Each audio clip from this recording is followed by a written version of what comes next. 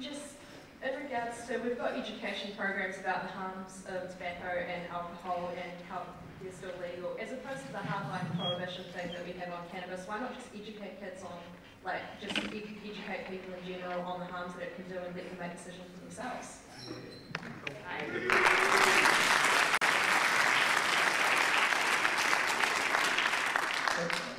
I'd like to address that because it's always put out as the solution to a lot of problems. Let's just educate. And the Drug Foundation is all about the evidence, and the evidence around education is quite clear that it's actually quite pointless in trying to change behaviour.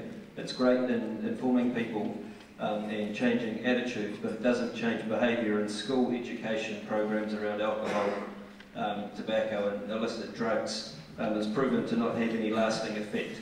So we can't look at education as being the answer, but I do take your point that we do need to make sure that we get factual and honest information about a range of drugs to a whole lot of different people, including parents, because they're pretty confused about these things at the moment, and to young people and to drug users.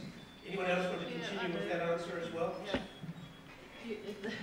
The education actually does work, otherwise we wouldn't spend how many billion? 12 billion on education? Why is it that only drug education doesn't? Why doesn't drug education work with every other drug does? Look, it depends what kind of drug education you give. Just let me read a figure too, because this is the truth. The truth, look, but you won't listen to the truth. I just told you about something about a brain cell, but you said 10,000 studies. Produce them. Over 10,000. No, this is an important point. There is an annotated bibliography of over 10,000 papers. There are just a few of them here from Sweden. I've got 520 professors of economics that say we haven't costed prohibition yet. Look, you guys have not costed brain science is brain science, isn't it? You can't deny brain science and SPECT scanning and all that sort of thing. With the question of education. That was the question, education. It depends what kind of education you give kids. And I'll tell you now, here's just something I've got through that tells you how education can work if you do the appropriate education at the appropriate time for the appropriate reason. Jim, you would say education works because you've just, what, 5 million's just been voted through on education on drugs? Well, there's a range a range of issues that you have to deal with, and education is one of them, of course. Treatment is one.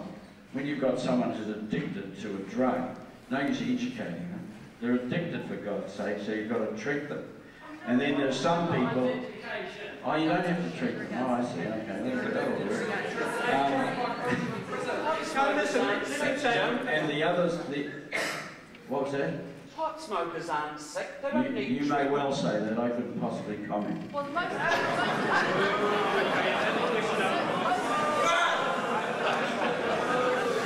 But you will anyway. Question? Good evening, Mr. Anderton.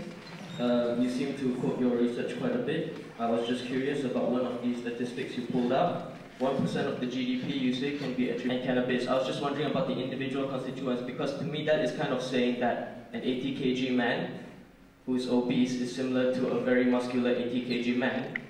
They're two totally different things. Do you know what I'm talking about?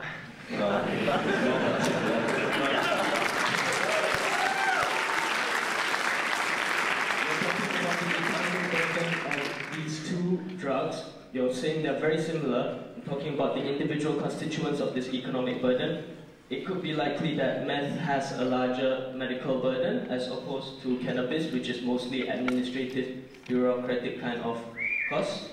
You know what I mean? I don't think that's correct, and I think that, well, you can disagree. I think Pauline has some figures on that, which in terms of hospitalisations, which she can share with you.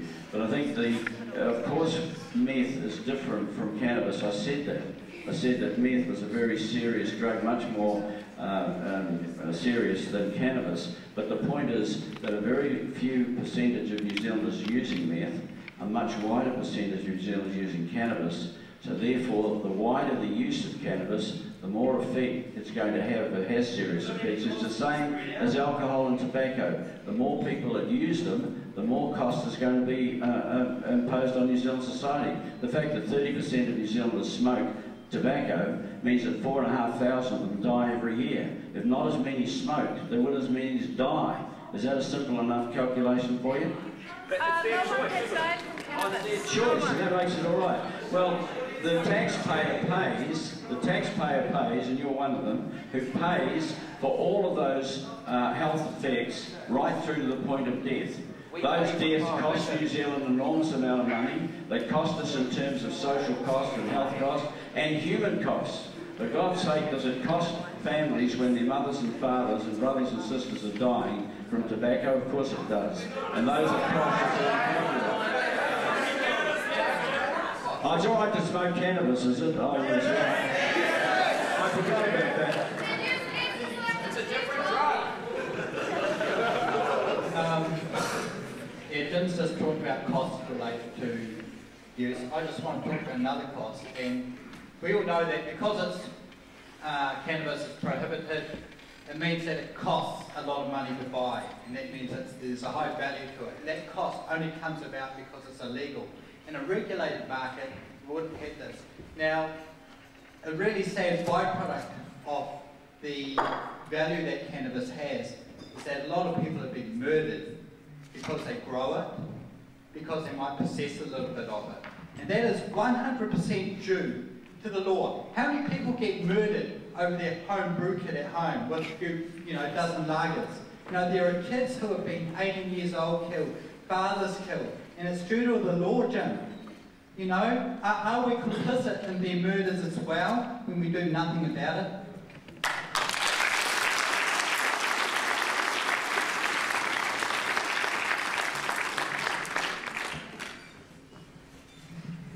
I think there is a point there to be answered though. Is there not a sense that by making something illegal, you create an underworld which in itself spins its own industry, which probably has a figure attached to it. I think it's actually somewhere around $800 million. I'm plucking this out. I think I heard this somewhere. That is the illegal industry, the value attached to cannabis every year in the dealings that go on. Does anyone agree with that number, or have I pulled out something that's written? That's what I thought I read. I mean, there is, by its very nature, there has to be a criminal element once you ban something. Well, if it hasn't occurred to anybody, we ban a lot of things and we ban a lot of behaviour. For example, you're not allowed to drive your car drunk. And if you do, and you get caught, you end up in prison quite often. You get your car confiscated. There's a whole lot of things come down upon you. So there's nothing in society that sort of you can do willy-nilly anytime you feel like it, regardless of the consequences. The consequences are real. They're having to be met. And it's a bit like Bill Gates once said to a school-leaving class, life isn't fair, get used to it.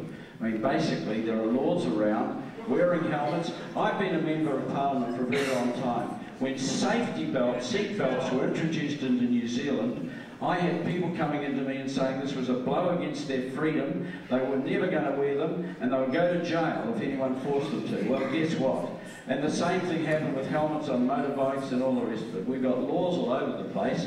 Some of them are actually for the best interest and well-being of people, and in the end, they have to either acknowledge them and deal with them, or they just sort of, get the consequences. Chris, you had something to say on that? Well, the thing with this argument that Mr. Anderton is putting forward is that those crimes actually have victims, and when you smoke cannabis there is no victim, and other victimless crimes have been legalised. This Parliament has legalised prostitution for exactly the same reasons that cannabis should be legalised. It's legalised civil unions, it has looked at every other crime that doesn't have a victim, and it refuses to look at this one. But to get back to another thing is the analysis that Mr. Anderton put forward of these figures and things, with all these costs relating to the law being put in there. I did a rough little thing on the figures there, and he quoted meth at about 2,600. The amount per pot came out at about $800 when you divide by the number of users. He didn't mention the cost for alcohol users of what their external costs are. But what I would like to say to Mr. Anderton is that I would love to pay that $800 in tax. I would love to go down and produce my R18 ID, buy my cannabis, pay my GST and my excise tax on it, and contribute to that $800 a year that I'm supposed to do.